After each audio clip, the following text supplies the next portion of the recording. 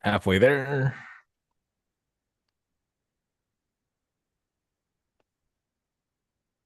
Playing us in. Welcome to Earl and the Idiot, the show that gives you the answers you need to take your business to the next level. With Earl Flormata, one of Vancouver's most sought-after business and marketing consultants, author of Business Engine Optimization, consultant to over 60 successful businesses, an all-around evil marketing genius with a combined total of more than $70 million worth of sales to his credit.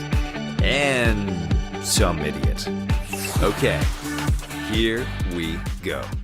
I'm so self-deprecating. Don't you find it charming? Oh my goodness. Oh, I forgot to buy a Sprite. Damn it. Oh, Next time. yeah. The on the air Sprite. You'll have to DoorDash me my Sprite. Well, I almost bought one. We were across the street. I was going to the grocery store. You're like, no, don't buy it. I'm like, I should have bought it. Yeah, I don't know if I wanted to do a Sprite challenge and martial arts at the same time. That sounds like a recipe for disaster. We could have done that at the end. Oh yeah, that's right. I totally forgot about the idea I had to do an episode about going viral, Yeah. and when we drink the Sprites while we're doing the episode about going viral. Oh shoot. Yeah, we should have done that. We'll do that now. Okay. So next one.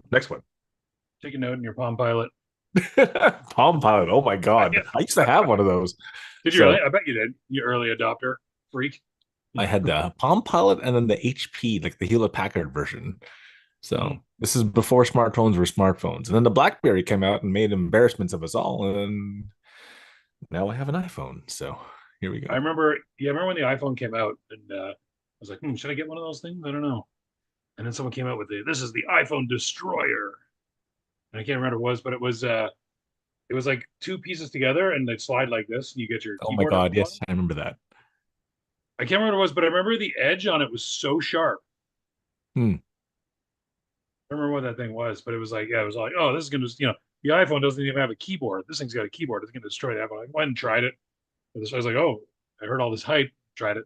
No, forget it. Oh, yeah. iPhone's all the way.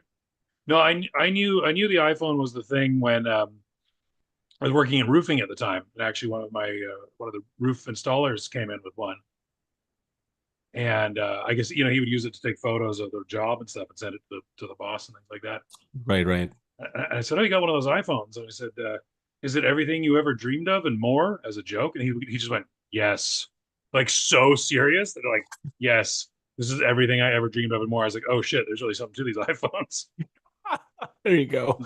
Plus, it's Steve Jobs's pitch, right? It's like, you need one of these. You have one of these. You are one of these. And it's like, Yeah. So, yeah. I love the Onion had this great headline that was to boost dwindling sales. Apple recommends iPhone users get phone for other hand. The drug dealer model, the two phone system. I like it. Yeah. All right. Yeah. Sorry. Hello, everybody, and welcome to the always on topic and never off on a tangent show, Earl and the Idiot. The show, as you heard in the intro, we've got Earl. I figured out, I keep pointing at you in my screen, but I figured I got to point at the camera. Yeah. There you go. There you at the camera. There's Earl, and he's all those wonderful things you heard in the intro. And we like to milk him for all of his that sounds gross. I'm not gonna say that. We like to absorb from him all of his nuggets of wisdom, and I'm here to just sort of smooth things along, make fart jokes. That's right. And at the camera. me.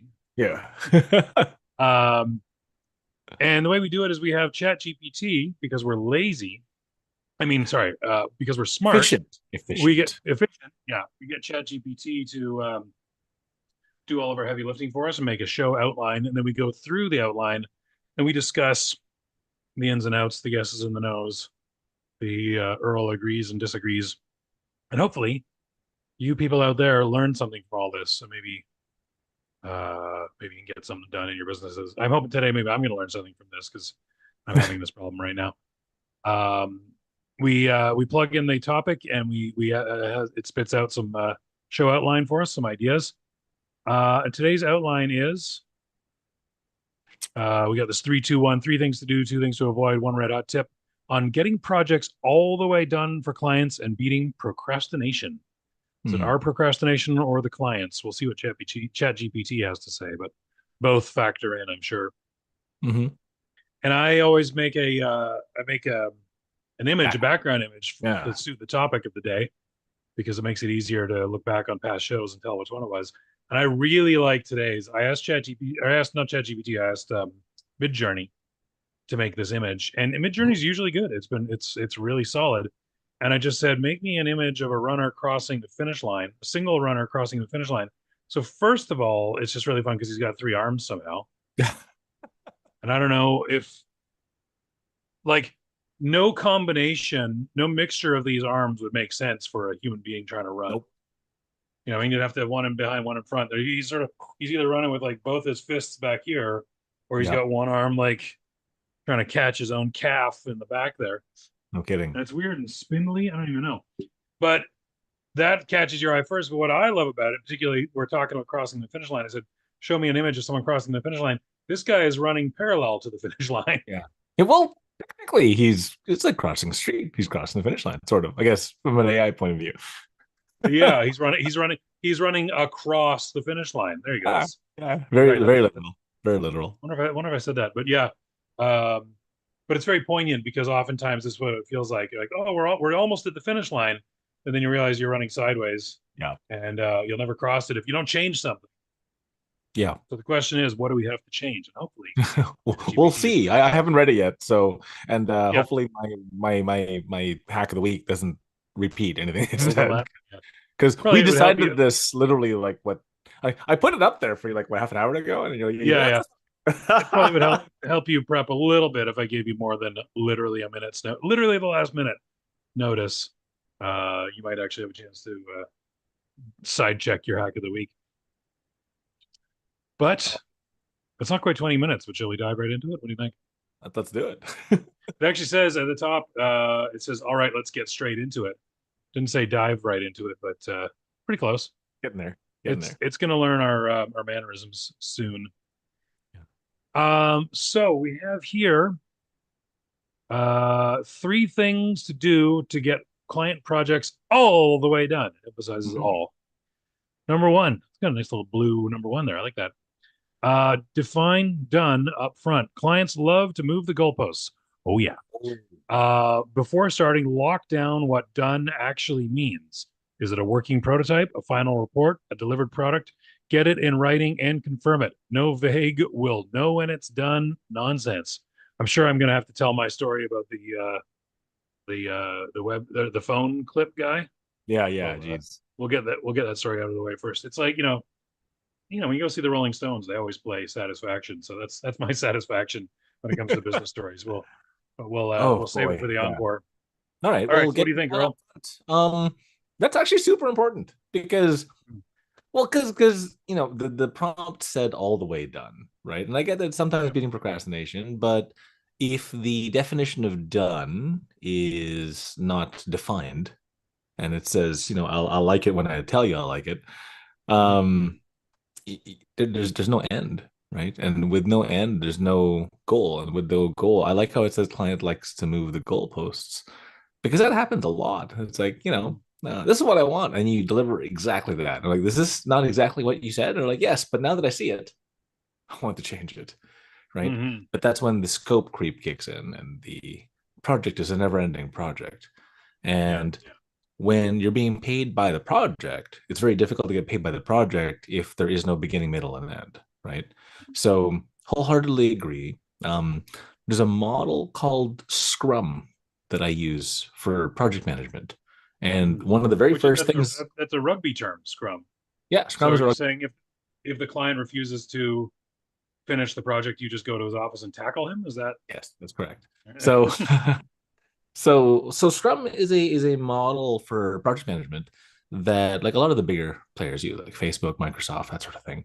yeah. And part of Scrum is that it's called literally called definition of done. And if you don't define what done is, no matter where you row the boat, you're wrong, right? It doesn't matter, right? So defining done is super important. And making the client sign off on that is also very, very important. So, you make websites, Dan. So the client goes, here's $5,000, make me a website. And then he makes you go on a wild goose chase for 9 years, right? So like, there's different stuff that you need to get finished. But if you don't declare it before it gets done, you'll never get there. And they'll continue to move the goalposts and you'll never make any money because yeah, in the beginning, yeah, I got the beginning get some stuff moving forward, but the never ending story becomes the never ending story, and Mm-hmm. that's all, right? So Yeah. defining that up front, very important. um yeah, and that's I agree with that piece. Defining done though has multiple definitions for my book because it's multiple players, right? Because definition of done is what's done between you and the client, and then which between you and your team. As you get to milestones, what are the definitions of done for each of the milestones, right? And definitions of done for this is going to be done by a certain time period, right? So we can hit those milestones and hit those goals are also important, right? So definition of done, there's multiple definitions of done, from the client side to the internal side to the deadline side to what's the team doing together, right? So yeah, so there you go. Definition of done up front, yes, but for everybody. Not just the client, but within, if you work in teams and everything else, even if you work in a team of one, like you, Dan, Yeah. right? Me. Definition of done means like by Wednesday, this part will be done. By Thursday, this part will be done. By Friday, this part will be done. So, That's a good thing. That's a thing I should be doing. so So yeah. that, And then you just do it to yourself, right? Say, hey, I'm going to get this part done by this and this part done by that and this part done by this. Otherwise, I don't get to watch my show or I don't get to do whatever, right? So yeah. yeah. Does Scrum stand for something? No, it doesn't stand for anything. It's just a framework of project management. Like I can give you like the big basics around it. Mostly it's this thing called a backlog where you just throw everything you think you're going to do into the backlog. So you have this giant list of stuff, so you don't feel the FOMO. You're like, oh, I'm missing something. No, there's a giant ass list of stuff in the backlog, and so you don't feel bad. And then you put in this thing called a sprint, and a sprint is usually 2 weeks long. So this is what we're going to get done in the next 2 weeks, right? And you throw everything in there, and then after the sprint is done, you have this thing called a sprint retrospective, where you look at what you did and how the team did, and you evaluate yourselves on how you did. So that way you don't screw up the same way again next time, right? So why is it called Scrum? Because of the it's like a huddle, and I It's call it like a a sprint huddle, and retrospective. the huddles, what happens is, and depending on how you run it, typically there's a daily stand up, and that is your scrum, where you all get together for 15 minutes and just huddle and say, hey, this is what we're doing today, right? And this is what I worked on yesterday, and this is where I'm stuck. And when you use these archetypes, these structures, there's communication in between everybody, and everybody knows what everyone else is doing, right? And why the hell is that guy taking the ball and running that way? And so that's where you get the scrum kind of bits from. And I typically like to do these daily stand-ups when I'm doing them in person Mm-hmm. while standing. It's called a stand-up. And the Yeah. reason why we do it with standing is because then people don't lollygag around the stupid meeting and have the meeting for 4 freaking hours, right? No, They're not no, reclined on their chair. right. Our scrums last 15, 20 minutes. That's it. 15, 20 minutes. Everyone's standing. So that way you don't wander off and talk about a bunch of dumb stuff that's not pertinent, right? Everyone takes a turn, but a minute or two. And if you have stuff that you need to talk about after the fact, have a sidebar meeting with only the people who give a damn, right? You're not dragging the entire company into one meeting where it's like, hey, we're all going to talk about this one thing that three people are working on, where there's 50 of us, right? So yeah. Anyway, there you go. All right. Of course, we're not here to discuss Scrum. What is number two? Things to do to get your client projects all the way done. Number two is schedule deadlines with fake consequences. This is interesting. A deadline is only real if there's pain attached to missing it. Set internal fake deadlines a few days ahead of the real ones. Use client calls, team meetings, or public updates as forcing functions. If you tell a client you'll demo it Friday, guess what? You'll make it work by Friday. So I don't know, what does it mean by fake deadlines? What's it talking about? So a good project manager pads their timing, Mm-hmm. right? So, if it's due for Friday, the team knows it's due for Wednesday. Right. Because when the team knows it's due for Wednesday, they'll get it done by Wednesday. But Steve will be sick and Susie will be missing out and da da da da da and oh crap. And that extra buffer room ends up saving your bacon a bunch of times. Mhm. So every time I promise a client demo, I have the team having it due 3 days before the demo in case stuff, right? And so you got these fake deadlines, right, with fake consequences, where Yeah. it's like, oh yeah, if we don't do this on by Tuesday, Wednesday, when we do the meeting on Wednesday afternoon, we're gonna look stupid. So the team hustles to get it done by Wednesday. It's actually due Friday, but you don't tell them this stuff because that way you've got buffer room in case something explodes. What if you build it, someone pushes the button, and inadvertently there's a new bug? Mhm. Great. What time do you have to fix this? If you're hustling to make this right at the finish line, like the picture, right? um, Sometimes you don't make it, and then you look dumb, and your project blows up. So that buffer room is important. So scheduling deadlines, fake consequences. That's hilarious. I like that. I do that now, but I just any good project manager pads stuff. So It's like that joke, a programmer walks into a bar, uh, or orders one beer, orders 999 beers, orders -1 beers, and then a customer walks in and asks where the bathroom is, and the bar light's on fire. yeah, Um, what does it mean? So use client calls, team meetings, or public updates as forcing function. So this is kind of it's sort of a public shaming of you if you don't make the target kind of thing. Like, oh, pretty we have a much, we pretty have a much. group call coming up, and you're gonna have to be accountable for what you should have done. Yeah, exactly. Right. So you tell them so a lot of the people who work in the back aren't necessarily client facing, right? Right. And so if they're not client facing, they don't know when you're talking to the client. So I just make up stuff, right? I'll just tell them, hey, yo, man, the client meeting is on Wednesday afternoon at 3 o'clock. Don't Oh, give away your secrets, Earl. Mhm. right. And then the team freaks out, gets it done. Lo and behold, something explodes all the time. Something goes sideways because nothing is ever Yeah. perfect, right? Some days it's perfect and it's wonderful, and I shut up and I go, "Yep, yep, shut up." Yeah. And then, but that's like once in a blue moon, right? Like once, maybe 20 times out of 100, it's perfect, and nothing exploded and nobody died, right? And then 80% of the time, it's like, "Oh crap, I forgot that part," or "Hey, this part's missing," or "Uh oh, forgot about this piece." Right. Yeah. And so yeah, when you give these things and it's like, okay, well, who's part of that? Like, oh, it's Dave. Okay, cool. Well, Dave didn't do his part, so we're gonna shame him in front of the client, right? Yeah, and then they just do it because no, they don't want to be the one named and shamed.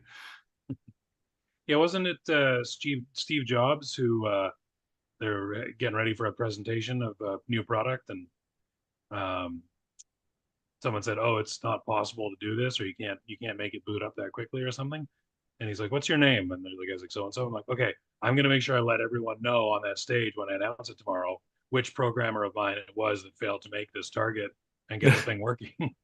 And the guy got it done, or at least that's what happened in the bio in the movie. I Right, don't know. I right. don't know about real life. Okay. So number three. And I guess with number two, I guess there's a question of if you're a solopreneur applying it to yourself, you gotta have team meetings with yourself. You should have team meetings with ChatGPT. You're like, hey ChatGPT, by Friday, I'm gonna get all this done. And then you gotta face your AI overlord at the end of the week and tell it you didn't I've do it. done that. I've actually done that. I said, give me a consequence if I don't get this done by this time on this date, right? And then I come back and say, yo, man, I didn't get it done. And it tells me, I gotta go do 10 push-ups or something. So it's interesting to see when It ChatGPT punishes you. Yeah. they should make it charge your credit card an extra $50 if you don't make the target. Oh, what we used to do is we used to have accountability teams. And in the accountability teams, instead of having goals, we had punishments. And so what happened was everybody put in literally $50, $100, something like an amount of money that it wouldn't suck to lose, but it would suck to lose, right? Right. And what happened was we held it for each other in essentially escrow, and there wasn't the prize, there was a punishment because we decided that from a psychological standpoint, people would run from the stick faster than they ran towards the carrot. Mhm. And so what we did was we pick something you hate. So let's pretend that Dan, you don't like Trump or something like that.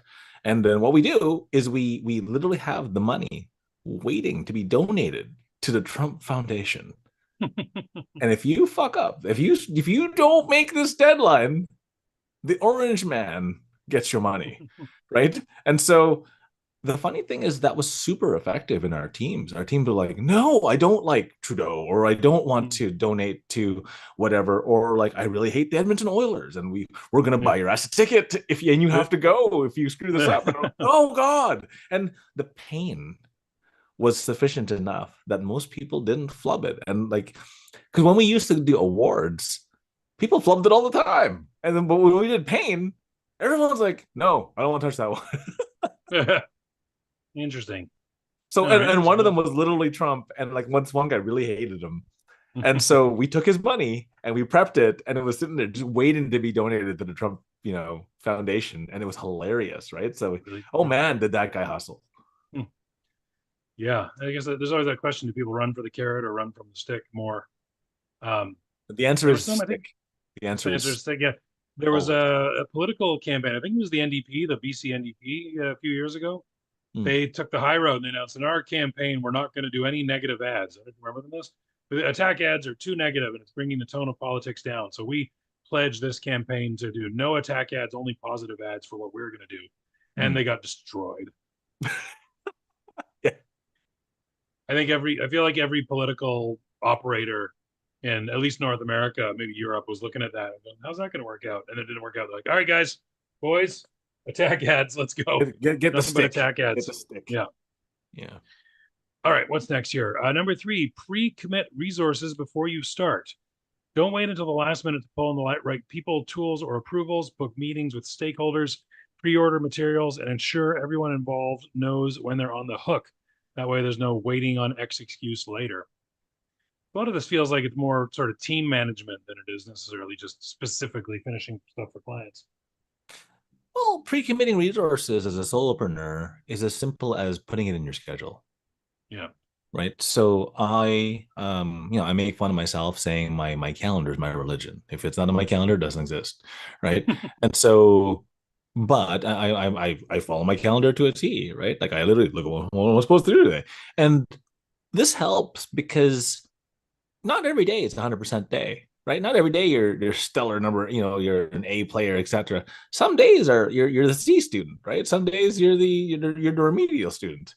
And yeah, man, when all I have to do is look at my calendar and my calendar tells me what I'm supposed to do, on a bad day, I still get stuff done, right? So, pre-committing resources like this, slapping it on your calendar, really, really important. So I like that. I do like that for getting it done. That's interesting. Yeah, like that's all the resources you have as a solopreneur is just your time. Mhm. So yeah, pre-commit some time to it. There's a I'll there was try an that. I'm AI gonna try that that. actually tracked. There was an AI that actually tracked what you did, and if you didn't do it, it would recombobulate it at a time where it think you would do it more, right? Because at certain times of day, I'm better as a productive type, where I'm producing, bringing, making things, and other times I'm better as a creative type, where I'm like, coming up with ideas and doing stuff, and those Mhm. times shift, right? And it's based on, are you a morning person or are you a night owl? Are you an early bird versus night owl? Um, and I've been shifting as of late, right? Just because I work with different time zones in different places, so that whole pre-committal thing is kind of important, and then being able to shift stuff is important too. So I like that. Nice. Um, okay. I thought I had a thought there and then it disappeared. So that's fine. Two things to avoid like the plague, it says. Did you ask it to call it that or did that just come up on its own? No, it said the prompt that you see is the prompt that I typed. Hmm. All right. It's getting sassy on us. It'll get sassier once you have it watch our actual episodes. Maybe. Two things to avoid like the plague: chasing perfection over completion. Clients will Oh, always have just one more tweak. Set a strict versioning system. Version one goes live, version two is an improvement, version three is polish. Otherwise, you'll die in revision hell. This speaks to wow. me. Wow. Yeah. Hmm. That one kind of hurts the soul on that one. Yeah. Um, so I'll answer it from its standpoint, but I'll answer from another vantage point as well. So clients have one more task, chasing perfection over completion. Absolutely. Right. If Microsoft waited until it was perfect for Windows to ship, we'd never Yeah. have Yeah. Windows. Right. Right. So I mean, there's always going to be a bug. There's always going to be a thing that makes things go boom, right? But when you're building it out, perfection over completion, completion is better, right? One of my mentors, his name is Blair Dunkley. He uses the quote, "Bad is better than nothing. Mm, Bad is better than nothing." And one of the things he showed me was he's like, "Okay, Earl, this is a competitor of yours, right?" I go, "Yeah, that's a competitor." He's like, "How good is this ad? It's frigging terrible. Like I would rate it a solid 2 out of 10, right?" mhm. And then he asked me a dirty question: "Where's your ad in the sector?" Yeah, how's Oh, your ad going? so since I don't have an ad in the sector, I'm a 0 out of 10. So I'm worse than the dumb guy who has a crappy ad because I don't have anything. Mhm. And then I pulled up every excuse in the book, and this is when I was in my 20s, right? Like, oh yeah, but we don't have this piece, we don't have that piece, da. He's like, yeah, but is the competitor making money right now? Yes. Are you making money right now on this particular subject? No. Mhm. Well, shit, right? And so, Yeah. bad is better than nothing, and that's been my mantra for the last 20 years. Bad is better than nothing. So, it compiles, ship it. Oh my god, and then and then fix it as you go, right? Because you can Right. do that now. So, Yeah. What I get from clients all the time is like they realize that, I'll say to them, okay, so it's, 2,000 bucks for the website, whatever. Um, and then once you got the website, um, if there's anything needed on it, it's, 75 bucks an hour to do repairs or whatever. So okay, they realize, okay, as soon as I say this project is done and give them this money, first of all, 75 bucks. I have to pay money, Mhm. which is people don't like to pay money. Um, but also then anything else I want is 75 bucks. So they go, oh, can we just, Yeah. that it's that phrase. And I think that happens to contractors as well. Can we just put a bathroom in here? Like Yeah, just an extra bathroom, no problem. just yeah, just the one bathroom. And it's like, you get into this like, okay, all right, okay, I'll do this one thing, then we'll be done, right? And okay, cool. But it just if we could just, it's endless. Just I had a guy. I was okay with this because he actually overpaid me for the site. I gave him a number. He's like, you know what? I'll give you some more money. Here's more money. And then he'd come back to me with like 3 revisions. Actually, can we change the sign to this city? Actually, could we change the background image? Actually, could you put this address on the business? Well, like 3 times now. It's like, all right, fine. That client was good to me, so I didn't mind. But yeah, when the clients that underpay me usually are the ones who Mhm. want to squeeze the most out. And okay, if we could just maybe we could just adjust all the pictures and maybe we could just this. That's how come if we go back to what we were talking about earlier, the definition of done. Yeah. Done means this. You signed off on it. And it's also the reason why, if you look at the architecture of a print shop, Hmm. right? You want this on your sign. Here is the preview of your sign. We need you to sign off on the preview of your sign. So when this Yeah. thing is printed, it looks exactly like the preview. It's printed. My name is spelled wrong. Well, we checked with you, we emailed you, you signed off on it, you said, yes, this is exactly perfect and this is what you want. What is your problem? Right? Well, it's spelled wrong. Well, you had every time and right and chance in the world to fix it, right? You know, Hmm. there you go. All right. Perfection over completion. So one of the guys I was talking to last night at the networking event, I won't name names, okay, to protect the procrastination. Yeah. Um, he is, and I'm of the same cut. It happens to me all the time. I take something 85 to 90% of the way there, and then I abandon ship, and it doesn't get done, right? Hmm. And that happens to a lot of us, right? Especially those of us with ADHD. I have pretty bad ADHD, right? Like the voices in my head have voices in their heads, and sometimes they sing in unison. And so, you know, what I did to stop the perfection over completion thing was, number one, I started hiring virtual assistants, Hmm. right? And they're the ones who took it over the line. And the hilarious thing is, I still got mad because they take it over the line and like, oh, you screwed up this, you screwed up that, da, da, da. But here's the hilarious thing: bad is better than nothing, but they got it done. Hmm. Yes, I still have to go back and adjust things. Yes, I still have to do, but it was the infuriation of the thing not being perfect that got me off my ass, got me off the couch, that got me to go fix the thing. And if I didn't, and if it wasn't done wrong, you know, I wouldn't actually get up to fix it. And so that actually ended up being a tactic. So it's pretty hilarious. If you want to get help, and this is a fun, this is an extra here bonus hack. So Bonus hack of the week. don't ask for help on platforms. Post it wrong on purpose, and people will Oh yeah. fix it. Right? And I can't Yeah. believe how much I read this the first time. I'm like, there's no way that's the thing, right? And so what I started doing was like, you know what? Screw it. Let's see if it works. So I ran a social experiment, made a bunch of extra Reddit accounts, posted stuff on like some coding thing I was stuck on. This is pre-chat GPT, so I couldn't ask the AI. And I Yeah. would post it wrong on purpose. And like, it wasn't even the code I was going to use. It's not even close. It was horrible. The exact opposite way of how you should do this. So instead of engineering, here's the perfect solution, I engineered the, hey, how can I screw this up the most and put a Hmm. bow on it? And then you do it, and people like literally one they lambast you on the thing. And it's like, no, it's a horrible way to do that. That would be the wrong way. And then they start showing you how to do it. And I'm like, wow, I would have paid thousands of dollars for this consulting.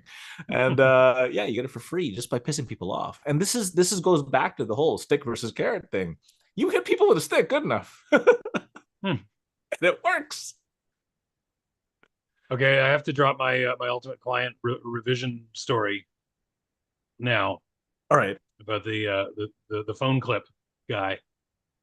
You remember the story? I do. This guy, had crazy inventor written all over him, wild hair, dressed poorly, and he created a clip for your phone, which was kind of cool. It was kind of interesting. It was like a sort of metal kind of double leaf that would Mm-hmm. be up against your phone, and then you'd flip it and it would go down, so you could stand your phone up or use it to hold your phone. Kind of cool. He seemed to think this was going to revolutionize the world. Yes, He absolutely. thought this was the next segue. Yeah, he's like, it's going to change how we interact with our phones. Like, we'll be so connected to them, and it's like an extension of your body. Like, he had such delusions of grandeur on this. I was just like, oh, I'd buy this. It's kind of cool. um and in his wisdom, he wanted a website that was two columns. It's Like, still it's still cringeworthy. It's it still still hurts, right? it hurts my soul. Yeah. Whereas, so you'd be on your phone and you'd be slide this column or slide that column, and he said, if you, and then when you were interested in what was it, the information, I don't know, I don't even remember what the division of columns was. Left column is this kind of information, right column is that kind of, I don't even know. Hmm. But then the idea was you scroll on the side you were on until you found what you wanted, and then swipe it, and it would open up to occupy the entire screen. And I said, that's terrible. I told him, I was like, you're not going to be happy with that. Like, for one thing, how big is the text going to be on half the size of Yeah, your phone? exactly. And so I had the foresight, at least, so I did the right thing. I wrote in a contract, um, I'm producing what you're asking for, and I described it. You're not going to be happy with it when I've made it, and you're going to want to change it, and those changes will cost extra. So I put it in writing. And sure enough, the day came. I had to hire someone. The program was beyond me. I hired this poor guy in Romania, and I presented it to him, and he's like, "No, this doesn't really work. The text is too small. Blah blah blah blah. Let's do it differently." And I said, stop there. Hold on." Pointing right at the camera. Hold on right there. We have this contract that says exactly what's happening right now, so it will cost extra to make these changes. And he said the classic line. Do you remember what he said? No, I remember the story, but I don't remember what he said. Yeah, his line, I'll never forget it. He said, he's very in his head. You keep referring back to this piece of paper, and I wish you wouldn't do that. Yes. So I think I managed to get paid 75% of the project, and I just turned over to him what I had and walked. But Yeah. I just checked now. His website still does not exist. Hmm. Still says coming soon. But I mean, the URL is still there, but he still has not got a website. He was the guy. He's the client that comes to you, and complains about, oh, the last three guys I hired were all terrible. Hopefully, you can do better than them. You know those clients. Yeah. Yeah. Red flag for me now. So It's a someone huge says red someone flag. says my last five marketing agencies were not good. Yeah, And well, hopefully you can do better. And it's just like, okay. That's a red flag. Hey, finance team, increase the price by 75%, and Yeah, asshole tax. right, and then add deposits and make sure that we cover this all the way. So, and that's Yeah, when we changed the policy to switch it that clients prepay for stuff. yeah, Um, pretty smart. All so right. back to Scrum and sprints and whatnot. That's actually how we charged our clients back in the day. They paid for 2 sprints in advance as a Hmm. deposit. And then as we burnt down one sprint and got to the end of it, they put another sprint deposit. And it was like a cell phone plan where you put a little, you put 2 months in or whatever, and then you Hmm. keep paying month to month and you keep topping it back up. And when you tell us we don't want to work with you no more, we got that 30-day buffer where we can just finish it off, unplug everything, and run. So yeah, Sounds pretty good. cool. All right. So the second thing to avoid, like the plague, as ChatGPT says, relying on the client to drive progress. Clients will disappear, delay feedback, and generally slow things down. Keep the momentum on your side by setting structured updates and sending proactive check-ins. Hey, if I don't get X by Wednesday, we'll assume Y and move forward. That's good. I could use that. That's a tip. Never Hmm. wait. So Yeah. so a lot of the stuff that we produce these days for my marketing agency is repurposing client content. And if you ever ask the client to write stuff, it's never going to get you, right?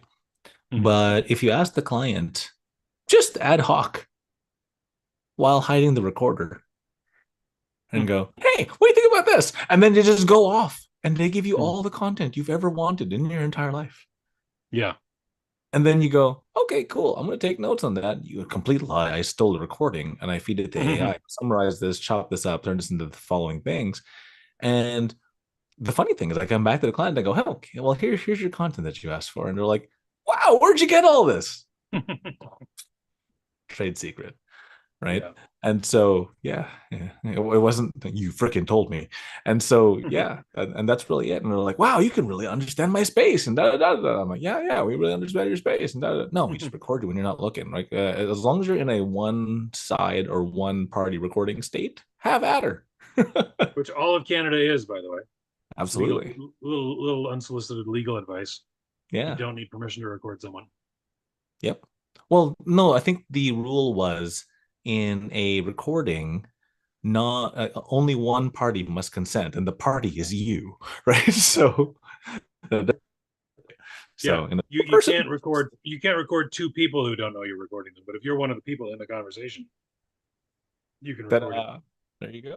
All right. Yeah. So yeah, But I like relying on this the if I don't client. if I, good. Go ahead. Oh, I said this if I don't get X by Wednesday, we'll assume Y and move forward. Although most of the time the Y is will assume the content. I guess I could, I just use ChatGPT to write the content and say if you don't review this and tell me any changes, we'll assume ChatGPT wrote it properly and or I wrote it properly, Right. and just publish it. Yeah, absolutely. Well, what I tell the client is this: if you don't get it by this time, this is our placeholder, right? And it's really easy to change the placeholder because it's not like it's carved into stone. It's WordPress. You just log in and you change the text, right? And so we're going to put this as a placeholder. The placeholder will sit there until you decide what you want to do moving forward. We'll show you how to change it on your own, but we need to put something there in the meantime. Sound good? Good. And then they say yes and they sign off and then they come back and they go, what the hell is this? Well, I told you if you didn't give it by this time, well, we're going to put this. Cool. You want to change it now? And that is the funny thing that makes them angry because they're like, oh, yeah, I knew I promised that. I know I didn't do it. And their ass is on fire to get it done because they were caught with their hand in the cookie jar. I mean, the procrastination jar. So Mm-hmm. anyway, here you go. Nice. All right, let's see what ChatGPT has as a red hot tip. All right. Sounds a little familiar. Parkinson's law. Okay, so create an artificial time crunch. It's got a little flame emoji next to it, so you know it's good. Parkinson's law says that work expands to fill the time available. So shrink the time available. That's very true for me. That's homework in high school. Homework actually throughout school. I had a whole weekend to do the homework, so it took me a whole weekend to do the homework. Mm-hmm. And that's one of those things I wish I could go back and tell myself is if you have homework for the weekend, do it Friday evening. And then you don't ruin the rest of your weekend worrying about the homework you have to do. Right. Anyway, tell your team you need the first draft in 48 hours, not a week. Schedule a client call before the project is ready, forcing you to prep. Small self-imposed get pressure spikes, get projects moving faster than leisurely timelines. And there you go. Follow these and you'll turn we're almost done into project successfully delivered way more often. I love it. So So we kind of discussed this a bit already, sort of up here with the fake consequences or whatever it was. yeah, sort of, but the fake Fake. consequences were padding time, whereas this thing it shrinks the time available. So you can do both. You can shrink the time available and pad the time, right? Because Mm. if you shrink the time available plus pad the time, so client presentations actually due Friday. You tell the team it's due Tuesday, right? Because you have like a week beforehand to do this, Yeah. right?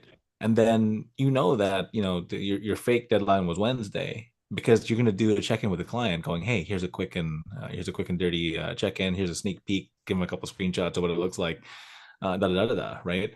And so you're still doing the best of both worlds, right? You can shrink it, you can squish it, you can da da da da, and then there's ways that you can shrink the time available, plus make the fake things, plus make the beating continue until morale improves, and you can do all of the above, right? And a good project manager does this to their team, by the way. So a good project manager does this to their team. So yeah, and I like that reference to Parkinson's law, where the amount of time you have will you'll take up all of it. So Yeah. give yourself Your work less. expands to fill the time available. I am the lord of the last second. Oh man, like there's so many times, and it drives everybody crazy, right? Um, Mhm. to this day, my wife, back then, not even girlfriend, right? Friend, right? Classmate, Yeah. because we met in high school, still hates this story. We got a project done whilst delivering the project, and Well, it was just a funny thing my friend and I wanted to try. And so our pitch for one of the projects, I think it was for English or social studies or something, was we're going to make Jeopardy on PowerPoint, and we're going to do this. And it was so crazy. We broke PowerPoint to the point where we dragged PowerPoint to its knees as its ability to cope with this. And when we realize this, we're like, oh crap, this is due in like an hour. There's no way in hell we're gonna pull this off in an hour because this is lunchtime, the lunch block before the thing is due. And so what we did was we turned off the TV because our teacher was old, and we turned off the TV in between Jeopardy bits. So my friend would madly put the next part of the project on while I stood on stage and entertained the audience. We pulled it off while doing it. We still got an A, right? But everybody else on the team was stressed to hell, right? Because it's like it wasn't that we waited till the last second. We did it after the last second whilst presenting. And it's just like, okay, you know what, Earl? That's enough. No more procrastination for you. And we still got A's. So hey, and no. and you never procrastinated ever since, right? Oh man, that just lit the fireworks, right? Like I never beat that. But oh my God, here's another hack of the week. Here. Second bonus hack of the week. Second bonus hack of the week. What you do is when you send something and you are not ready yet, right? Stick a bunch of gobbledygook in a folder, lock the folder, okay, Mm. and then send it to whoever something is due on. And so what happens is the first thing is they're like, "Oh, I don't have access to the folder," which buys you some time. And you go, Well, yeah, "Oh, it takes them a little bit to actually check the folder. Like, oh great, I right, got that thing tomorrow. I'll look at that tomorrow. So you just yep, already got a day. yeah." And then they check and it's locked. They're like, "Oh yeah, sorry, let me get you access to that." Right? Oh, I'm sorry, I'm out at the grocery store right now. I'll get back to you while I'm madly working, right? And Oh my so what god. happens is that you give them access, they get the access, and there's gobbledygook in the folder, so it's all just Mm. garbage, right? And then they hit the thing and they go, "Yo, I can't read this file. I can't open this file." I go, "Oh, I'm sorry, the file must have gotten corrupted. Let me re-upload that for you." I just bought yourself some more time. And That's so terrible. Hmm. the hilarious thing is when you're replying to people pitching and you get the pitch and there's other players in the game and you come to the game late and there's no way in hell you're going to make this project in time. send them a locked folder full of gobbledygook. And you just bought yourself 3 days. Earl's locked folder hack. Oh my God, it was so terrible, but it worked, right? Mhm. So there you all right. Okay, so the actual Now, hack of the week. now here's the actual hack. We're gonna hear hack of the week. Actual hack of the week. Actual hack of the week. So for procrastination, and clearly I didn't read any of these things because I'm actually doing Yeah. procrastination, is put your stuff in your calendar, but get this, manually. Write it in manually.